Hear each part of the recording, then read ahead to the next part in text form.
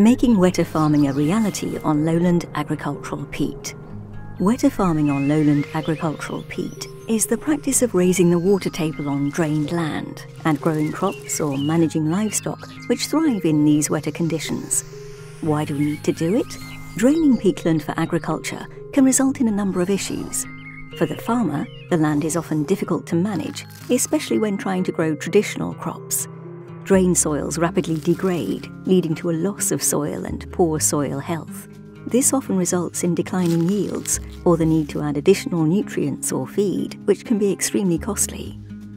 For the environment, peatlands naturally store carbon, but once they're drained, this oxidizes and is released into the atmosphere as CO2, contributing to climate change. In fact, the lowland peatlands in England alone emit over 9 million tonnes of CO2 equivalent per annum. The same as over 22 gas-fired power stations or over 2 million cars, and accounting for 3% of all UK reported greenhouse gases. However, by raising the water table and re-wetting the peat, much of this carbon can be protected and emissions significantly reduced, sometimes by nearly 90% in just 1 year. The England Peat Action Plan and 2023 Environment Improvement Plan have set out the case for reducing greenhouse gas emissions by raising the water table on agricultural peat. The Lowland Agricultural Peat Task Force developed 14 recommendations on next steps. So, how do we make wetter farming a reality? The key is to slow water leaving the farm catchment.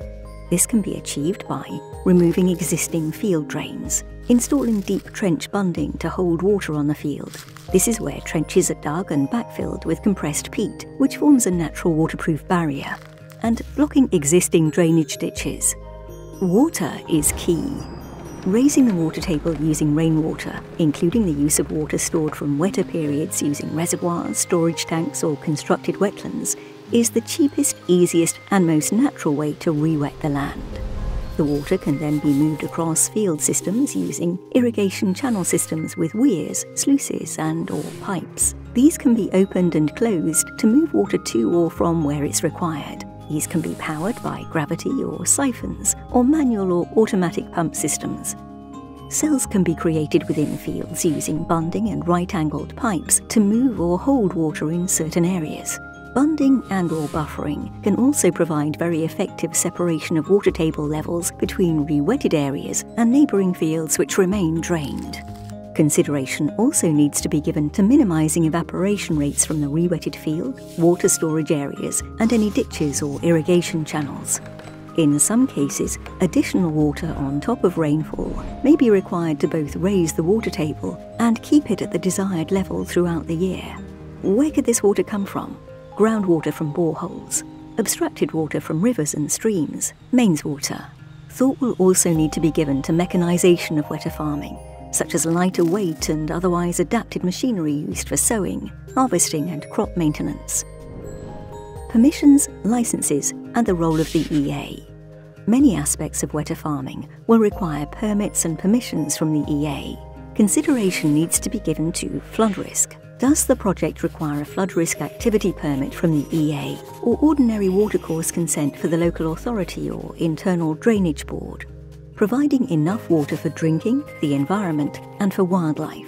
Will an abstraction or impoundment licence be required? Does any water storage fall under the Reservoir Act? Will any re-wetting works require a waste exemption or waste licence? How could wetter farming change things? Lowland agricultural peat is often situated in highly managed and complex landscapes, and even where licenses and permits are not required, the adoption of wetter farming practices could have a number of impacts.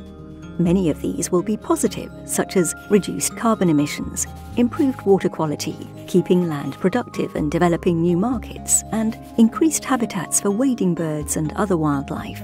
But thought will also need to be given to how land with a raised water table will interact with neighbouring drained land, whether the current flood risk management regime and assets can operate efficiently in a re-wetted landscape. Does the area have an abstraction licensing strategy, as water may be extremely scarce in some areas? Ensuring the water quality is suitable for the crop to be grown and the water draining from the land does not contain additional pollutants. What structures, such as weirs, will be required to control water? Do these require licensing? The size of any storage reservoirs and the historic environment. Impacts on biodiversity, including ensuring that fish and eels can get in and out of areas to migrate, ensuring that water voles have sufficient headroom in any ditches for burrowing, and recognising that existing ditches may support rare flora and fauna, and so their ongoing management requires considerate planning. Different areas of the UK will also have differing requirements. For example, higher rainfalls in the northwest of England may allow wetter farming to be successfully achieved using only rainfall.